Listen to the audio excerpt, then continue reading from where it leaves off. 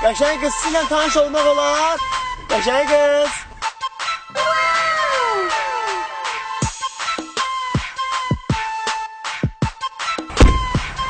Olar. Maşın çox qəşəngdir. Bu hələ mənim xırda-xuruş maşınlarım.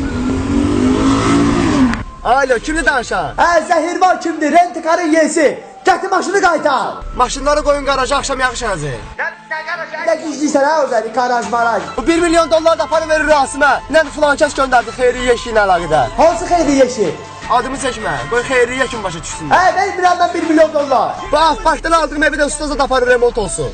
Yenə mənim maşınlarımdan qız tutursan? Alo, Usta, bəlkə sabah gedək balıq tutmağa.